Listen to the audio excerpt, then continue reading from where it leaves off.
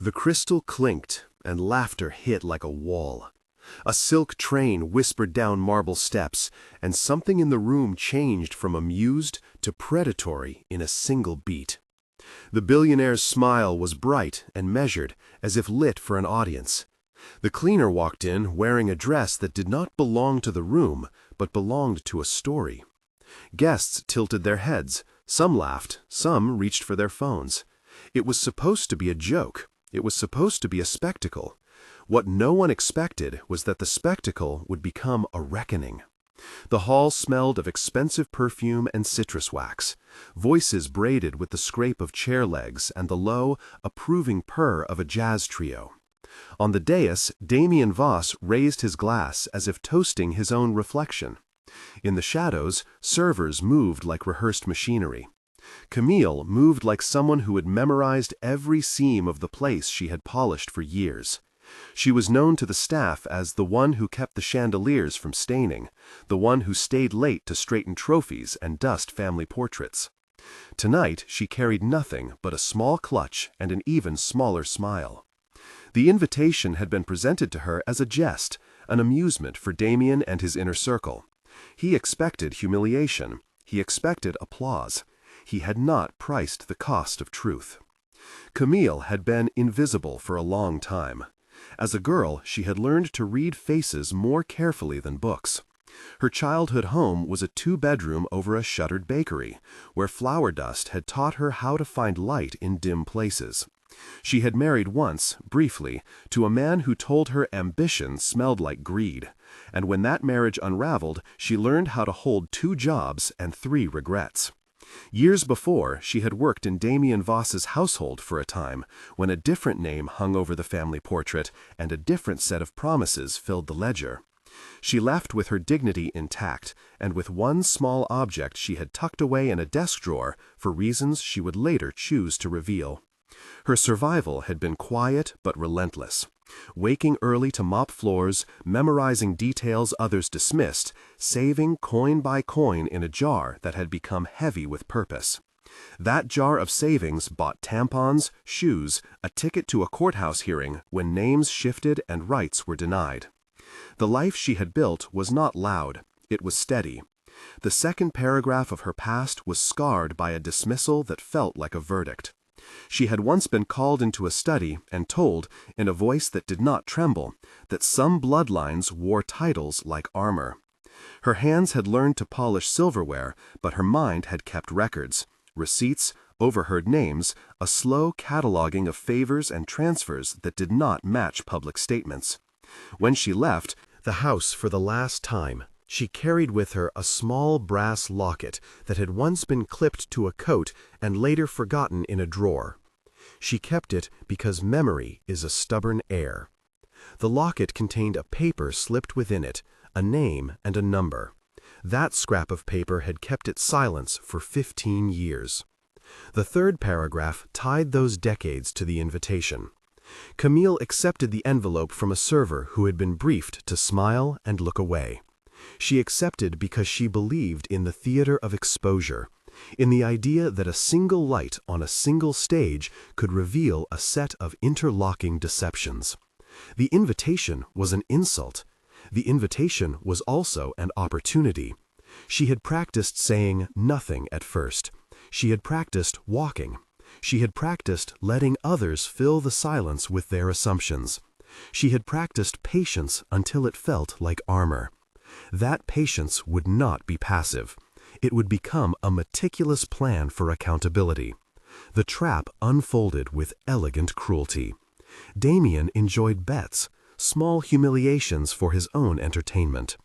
In the front row were Marjorie Klein, widow of a trust fund founder, who would later flush the moment she realized the wrong name had been used in a toast. Victor Armand, a hedge fund partner with a laugh that always came a beat too soon.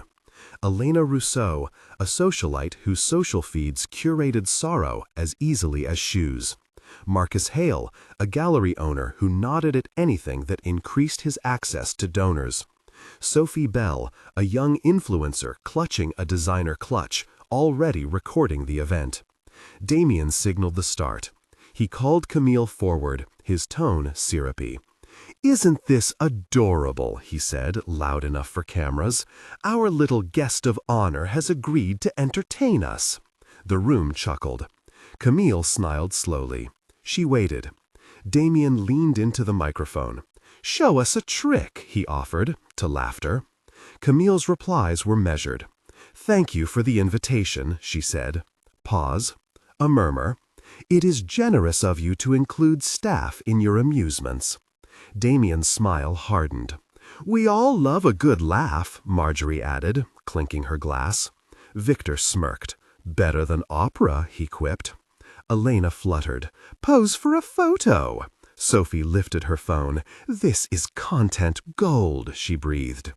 Marcus stood and raised his glass. Camille let the room fill itself with condescension and then cut through it. "Before a laugh," she said softly, and yet everyone heard, "I will tell a true story." The quiet stretched. Dialogues multiplied, each exchange a small reaction that shifted the room like dominoes. Damian tried charm. "You must be mistaken." Camille shook her head. "I am not." Victor interjected. "This is absurd. Who is she to bring such claims?" Camille turned her eyes toward the portraits on the wall. "I am someone who remembers when names were different on those portraits." Electricity buzzed in the air. Marjorie gasped. Elena's hand went to her throat. Marcus's face flushed. Sophie kept filming. "Prove it," Damian demanded. "Please, prove what you say." Camille reached into her clutch. There was a small metallic sound. The murmuring stopped. The jazz trio faltered. The object she produced was unassuming, a tarnished locket with a tiny crest. It had belonged to a generation that liked to seal things with family insignia. It clicked open, and inside lay a photograph folded to a size meant to hide, and a document cornered with a name that matched a ledger she had copied years ago. The room smelled suddenly of lemon cleaner and old paper. Someone whispered, "Legacy." Someone else said, "Affidavit." Damian felt a shift. "That is my grandfather's crest," he lied. Victor's jaw tightened. Marjorie rose as if to flee. The laughter drained away, and something cold moved in its place. The second act of the surprise came when a voice from the back spoke up. Lena Ortiz, an investigative journalist known for uncovering charity fraud, had been in the audience under the pretense of social reporting. She stepped forward, voice steady. "I recorded a dinner 15 years ago," she said. "It features a conversation that confirms transfers to a shell charity that never existed." Damian laughed at first, then swallowed. "You have recordings?" he scoffed. Lena held up her phone. "Yes, and a backup on a drive held by attorney Ben Turner." Ben, who had been listed as a guest, rose with a folder. "We verified timestamps and metadata," he said, "and we matched bank memos to transfers." The audience shifted. The first tremor of accountability rolled through the room like distant thunder. Pause here and think for a moment about what you would do in that space. If you were in the foyer, witnessing a rich man staging humiliation, would you intervene, film the moment, step away, or speak out? Choose a letter and, if you wish, add a line about why.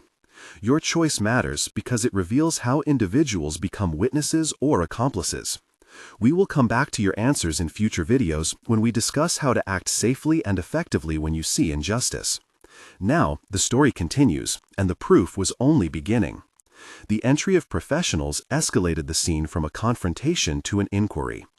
Ben Turner, the lawyer, produced a printout of interbank memos referencing a nonprofit that matched no public filings.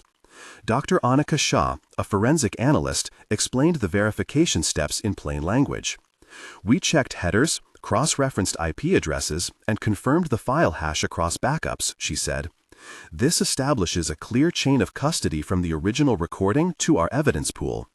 Lena projected a clip on the wall with phone light and suspenseful chords.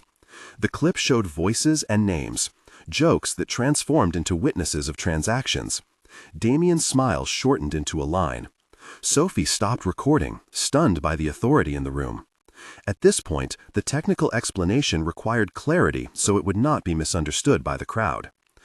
Chain of custody was simple to explain and hard to break.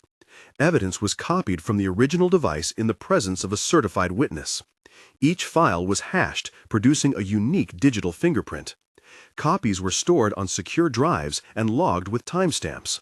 Transfer logs showed when files moved and to whom. Bank memos were traced to accounts and cross-referenced with public records. These steps ensured integrity and established that the proofs could be admitted in court without contamination. Tension spiked in 3 places that would come to define the evening. The first moment occurred when the projected clip revealed a transfer memo naming a charity account that never registered with the state. For a full minute, no one moved. Damian's breath was audible. In that silence, a guest stood, someone who had defended him for years, and asked a question that implied betrayal. The second moment arrived when a former housekeeper, Rosa, who had been hired after Camille left, came forward with a sealed envelope and testified that she had been instructed to hide correspondence. Her hands shook as she handed an old receipt to Lena. The room felt like a courthouse with crystal chandeliers. The third moment burst when Damian tried to take the locket and was gently but firmly stopped by Ben. Cameras swung, voices rose. That collapse of composure was the precise crack that allowed the rest to pour through. Each of those moments deserved breathing room. The first required an audience to understand the difference between a routed donation and an embezzlement. The second required compassion because witnesses who had worked in service of power rarely had protection. The third required protocol because evidence that is touched by suspects can be challenged in court. The careful handling by Ben and Dr. Shaw prevented the defense from painting the scene as tampering. Public humiliation turned into legal jeopardy. The humiliation of the planned joke had evolved into public exposure. Damian implored, then pleaded. "You are all blowing this out of proportion," he insisted. "This is theatrical," Victor said under his breath, trying to redirect the narrative. Marjorie stepped closer to Damian and hissed, "Control this." Sophie, realizing the gravity, lowered her phone without deleting footage. Elena started to cry, not from guilt, but from the fear of association. Marcus tried to salvage relationships by offering a statement of support, but his words sounded measured and hollow. Camille answered questions calmly. "I did not come for revenge," she told Lena in a whisper that microphones picked up. "I came because somebody needed to collect what was owed to the truth." The audience fractured into named reactions. Marjorie retreated to a corner, tracing her glass edge. Victor whispered to Marcus, accusing the journalist of entrapment.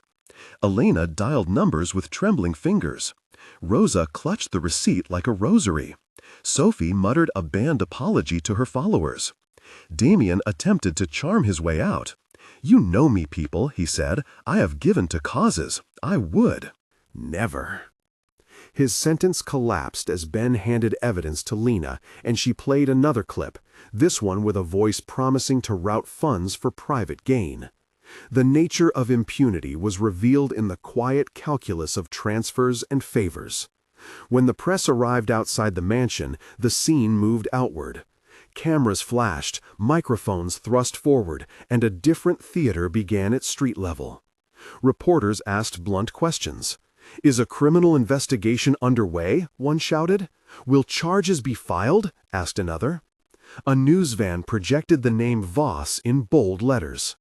Damian's PR team circled, issuing statements about misunderstanding and swift review. Inside, law enforcement had already spoken to Ben and Lena. The sheriff's deputy present took notes and later escorted a detective who asked for a formal complaint. The word indictment floated like a specter in the air. The immediate consequences were procedural and performative. A warrant was sought for financial records. Damian was asked to remain for questioning. He refused. He attempted to exit through a side entrance, where a cluster of guests attempted to shield him with bodies and explanations. That attempt failed when 2 deputies, having obtained a judge's signature after a hurried affidavit, presented a formal order for temporary detainment pending further inquiry. Cameras recorded the moment of his detainment, and social feeds exploded with commentary. He was not arrested on the spot for fraud, but his freedom to move without scrutiny had been curtailed. At the bar table, a short dialogue crystallized the human elements of the fallout. Lena asked Rosa about the instructions she had received. Rosa answered, stammering, but with truth. "They told me to hide letters, to throw them away if anyone looked." "Did you do it?" Lena asked. "Yes," Rosa whispered, "because I was scared." Ben leaned in and said, "That is why we need protective statements." Camille thanked Rosa and placed a hand on her arm. "You did the right thing now," she said. Damian, cuffed at the ankle for transport by deputies, looked at Camille and managed a bitter laugh. "You turned a joke into a trial," he said. "We will bury this." Camille looked back without victory or hatred. "We will not bury it," she replied. The legal machinery took time and attention to detail. Investigators asked for bank transfers, for memos, for vendor lists. Forensic accountants traced amounts and matched names. A forensic analyst explained that reconciliations take days and that shell accounts often route through multiple jurisdictions to obscure origins. Ben emphasized chain of custody, noting that video and documents must be authenticated with timestamps and multiple witnesses. Lena provided raw footage and a sworn statement. The media amplified each stage of the inquiry. Headlines demanded answers. Social feeds debated whether this was spectacle or accountability. The institution that had once tolerated such schemes began to recalibrate. Boards that had accepted donations from Damian instituted emergency audits. Foundations he had chaired released statements promising reform and the appointment of independent trustees. Philanthropic umbrellas that had relied on his capital faced questions about due diligence and transparency.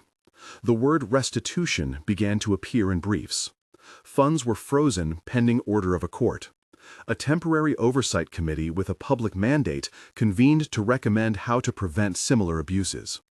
The idea of legacy shifted from a matter of portrait frames to the more practical currency of policy and accountability. 1 month later, the headlines read like a slow unraveling. Damian faced civil suits and inquiries into his foundation. A restraining order prevented him from assuming chair positions in at least 3 boards. Camille appeared on morning programs with Lena and Ben and told the story again, this time with less tremor and more resolve. Her voice reached viewers who had once been content to watch as passive consumers of scandal.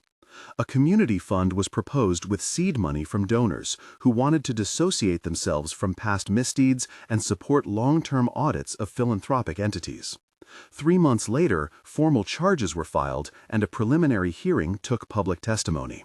The nonprofit accounts were audited and several transfers were reclassified. Marcus and Victor gave statements that suggested complicity by omission. Rosa was granted witness protection and compensation for lost wages. Marjorie issued a public apology and committed to funding legal clinics. The City Council instituted new transparency requirements for charities receiving public benefits. Camille used part of a small reparations grant to start a workers' fund for those employed in private households, providing legal help and emergency savings. 6 months later, institutional changes had settled into practice. A foundation that once bore Damian's imprimatur donated the bulk of its emergency reserve to community programs aimed at education and housing. Damian's legal battles continued, but that was no longer the sum of the story. Camille had opened a modest community center in a neighborhood where she had grown up. It offered classes in financial literacy, in knowing your rights, and in digital preservation for workers who often had their stories erased. Rosa taught a weekly session on documenting workplace communication. Lena published a long-form piece that won awards and prompted legislators to draft reforms. Ben joined a nonprofit legal clinic pro bono. Dr. Shaw trained auditors in recognizing digital signatures and metadata anomalies. The justice achieved was not vengeance. It was systemic correction that aimed to prevent future harm. The fallout had redistributed more than shame. Assets tied to investigations were placed in escrow and redirected to restitution programs. The Oversight Committee recommended mandatory public disclosure of certain types of transfers and an independent audit requirement for any charity receiving substantial donations from major donors. Philanthropic umbrellas embraced stricter governance. Community groups received funding and technical support to pursue claims. Media outlets published guidelines about how to safely report cases involving vulnerable witnesses without exposing them to retaliation. If you watched and felt something shift in you, that is the point. This was not simply punishment. It was a restoration that required evidence, courage, and the collaboration of journalists, lawyers, forensic experts, witnesses, and citizens willing to pay attention.